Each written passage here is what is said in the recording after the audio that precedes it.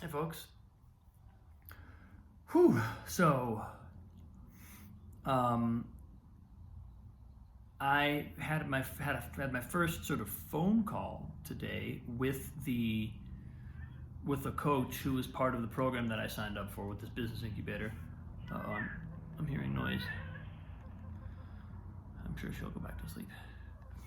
Um, and what I, and so I'm kind of just going public, I guess, saying my idea because I've been kicking this around for a while and I've been pretty clear on it for a little while, and I think I'm about to get a lot more clear on it by doing some really targeted work around figuring out who my market is and exactly what I'm creating for them.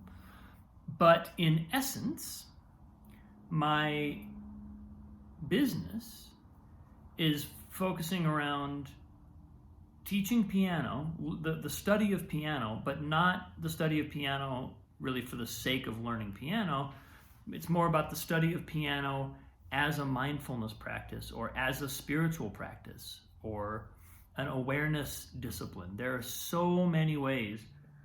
And every time I teach a lesson, I feel like I get another little insight, another little thing flashes into how piano, because of the kind of just the nature of the instrument, the nature of making music, the nature of the physical requirements of playing, why that instrument is such a fantastic spiritual practice, such an amazing way of cultivating awareness and learning so much about ourselves. You know, that one of my students actually had a really great image. He was like, you come to the piano keyboard every day. You might be different every day, but the piano keyboard's the same every day. So you get this perfect reflection of your own awareness if you're paying attention to that, if you're actually ready to sort of receive that, if you're present and you're ready to receive, then the piano will give you an incredibly detailed reflection about where your consciousness is that day, where your focus is, how present you are, how kind of what your frame rate is. Are you tired? Are you energized? And then there are all these amazing kind of like, they're almost like, I feel like they're like metaphorical ways of like, how we use our awareness in piano, because we have this thing where we have two hands and they're doing separate things, and sometimes that gets intricate. Sometimes there'll be places in a piece where we have to divide our attention pretty quickly back and forth. You actually can't do two things at once. So if both hands have to do something that's kind of separate, you have to find a way of ping-ponging our awareness back and forth between them at exactly the right rate and exactly the right time, and making sure like, okay, I'm going to put you on autopilot for half a second, then I'm going to go over here, I'm going to put you on autopilot, and I'm going to go back over here. There's a whole kind of like way of what our mind has to do, what our awareness, more than our mind even, what our awareness has to do as we're playing.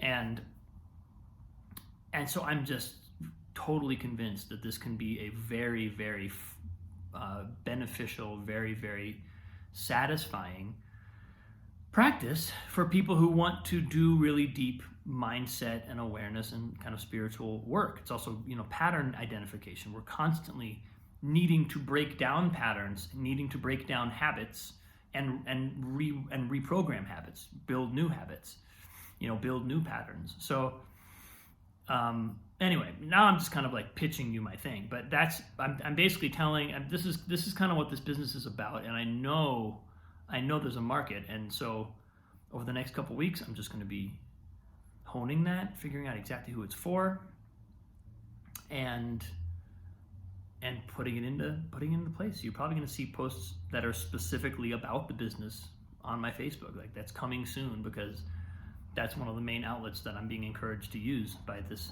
program that I've joined. So look out for more of that. One of the things, this is something I was saying to my friend Kyle the other day, one of the things that has really come clear to me, and why I feel like this is a really important, potentially really important skill building, awareness skill building program for people is because, I saw a movie not too long ago called The Social Dilemma. And The Social Dilemma is basically all about, it's all about how Facebook and Instagram and all the other social media outlets use their data to basically manipulate consumers, and because if we know what a consumer wants, if we know what they're after, then we pitch to them, and it's all about essentially what it comes down to is our attention is the commodity. So where we put our attention, how long we stick on a certain post, what we click on and how long we engage, and how much attention we give anything in our social media feed, that is the product. That is the thing that they monetize and sell to advertisers and say, okay, we can tell you exactly where you should be sending your ads because these people will actually be, available for what you're pitching. So we are in a world now where our attention is arguably the most valuable commodity on the market because these tech companies are ginormous. They are some of the largest companies in the world, and this is the product they sell. And it's also arguably one of the most important one of the most valuable. Our attention is arguably one of the most valuable things in the world because it's our attention. Our attention is literally how we are spending our life. Where our attention is going equals our life. Literally, that is it. That is what our life is. So, if that process isn't conscious, if that process isn't under our control, if we're not actually choosing where our attention goes, then we are arguably enslaved, or at the very least, not really in control of our lives. We're not really determining our own fate. We're riding our attention kind of like a out of control horse wherever it goes, and we end up wherever that leads us. But we don't actually control. We're not actually aiming, using our attention, saying, no, I want my focus to go here because I want to get here. And this is why, again, this is coming back to like where my piano thing comes in. I think that because piano requires such minute and fine and detailed mastery of your attention, it's really just, even at a very basic level, a beginning pianist is already using their awareness in an incredibly sophisticated way. So to understand that and to take that under our own control is all of a sudden, it just means all of a sudden in this economy, in this world where our attention is the prime commodity of the economy, we gain a massive measure of control, and it's a practice that can really totally change our lives because we're basically taking control of ourselves, and we're able to engage in this context where there's massive competition for our attention in a discriminating way. We're actually able to make choices in that context rather than just getting pulled and just getting, these companies. The Social Dilemma, the movie, will make it very clear they're very, very good at this.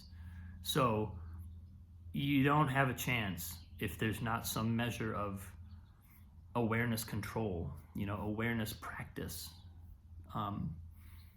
So anyway, that's kind of my description of my company and also my pitch a little bit. I'm sure, I'm going to be pitching this on this channel, so on my Facebook page. So I'm sure that you'll be seeing more of this, but this is kind of my idea, and this is why I'm so excited about it, and what I'm so enthusiastic about, of molding and eventually delivering over the next several weeks. So that's where I'm at, folks.